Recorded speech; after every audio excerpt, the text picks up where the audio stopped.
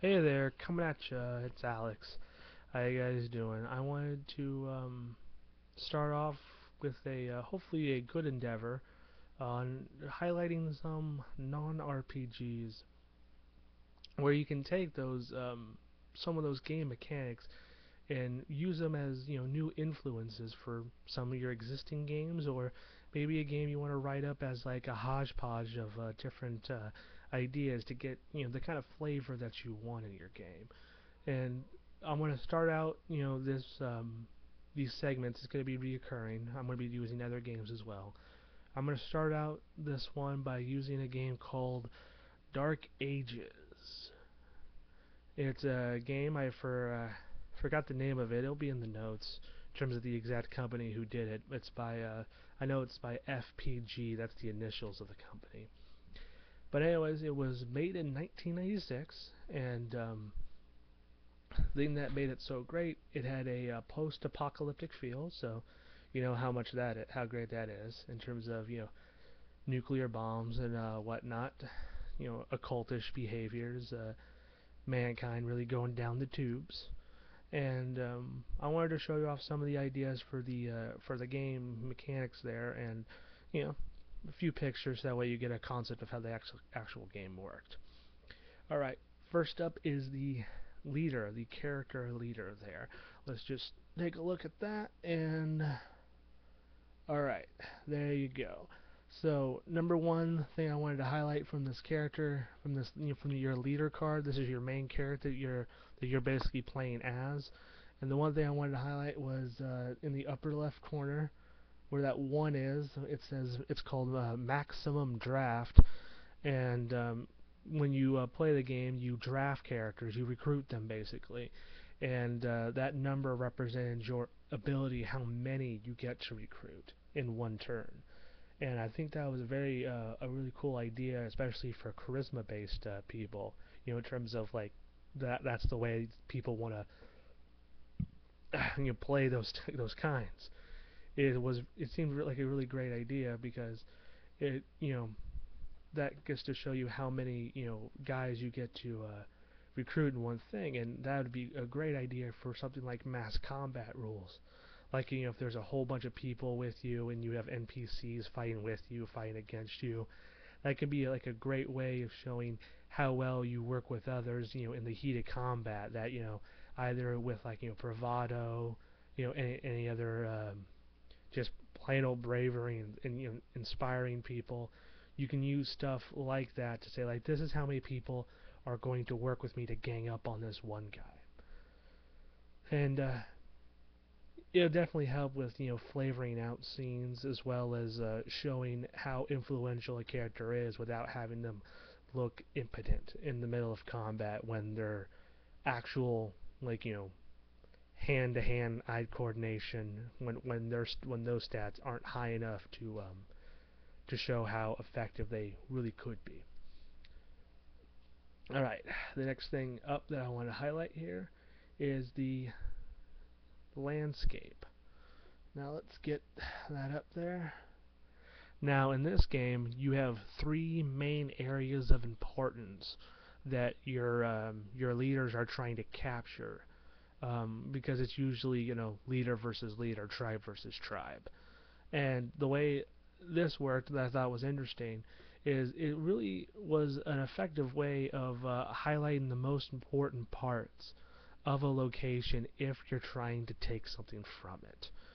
Now, it doesn't mean that you have to completely eliminate the concept of a dungeon crawl, but if you wanted to have a more focused ideal on the most important pieces of a place, it's a really cool concept because each location to highlight it is like for example here on that picture there, it's a picture of like a downtown area, you know um, with all that kind of stuff. You might be able to see in the picture that there's a thing called rooftops, a bar, a water hole.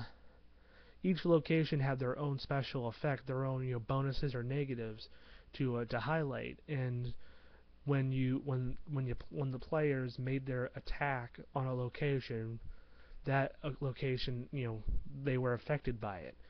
So, like for example, the water hole, victory cards had no effect. Victory cards were like bonus attributes that you earned if you played it during the conflict and won.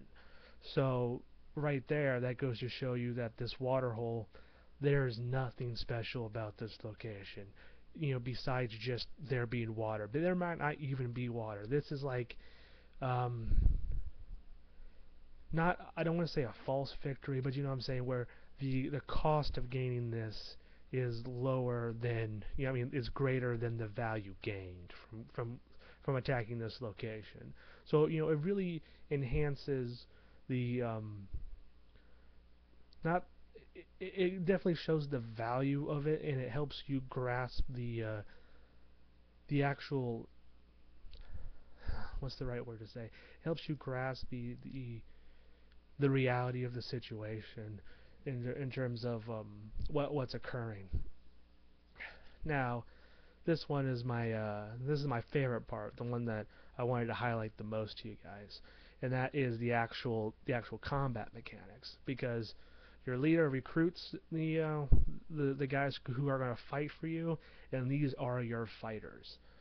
I'm going to show you a picture. This is one person from a specific group, and that is the Fiend. And the thing I wanted to highlight to you, from the left to the right, that's how I'm going to do it on the photo there, is on the furthest left side. That is the distant fire, and the way it works is you roll 2d6, and when you hit, if you score an 8 or above, you do at least 1 point of damage. If you score 11 and above, you do 2 points of damage, because you went past the 8 and the 11. The thing that makes it so interesting, that I really liked, is that there were stages of damage. It wasn't just a you hit or you miss. It really sunk in, like, how powerful your weapons could be, or the skill involved in your character. Because as you progress further along the stat line, you'll see even more stuff like that. For example, in the middle, you'll see the squares. That is close combat. And then the gray triangle, not triangle, fuck. Well, I'm saying the gray section on the right here, that is the defensive. That's when you are in combat and you are trying to parry and dodge. This character does not really dodge damage well. He can dish it out pretty neatly. And there's other characters like that, just as an example. But I really enjoy it, because it helps with, when characters have they have armor classes and things like that. It really is difficult to highlight how effective each piece of equipment is in saving your ass, or which parts of the equipment you use as a weapon is helping you get that killing blow, if you don't really show the progression of how much it actually hurts somebody. I mean, yes, adding like a +3 to your attack roll, it'll show you how effective it is, because you'll hit more often, but it doesn't really give the same oomph as having a 4, then a 7, then a 10. Because, like, for example, on this 2d6, a gain of 4 is relatively easy. It's really difficult to mess that up. So when you see a 4 like that on a character card, as an example like that, it means that this weapon is ridiculously powerful. It hurts so much that good luck dodging this first point of damage. And when you have numbers that are getting higher up there, because this is a 2d6, so 12 is really hard to get, is when you start getting numbers like that, that means this thing is really ineffective. You have almost no chance of hurting anybody. If you do, it is a miracle.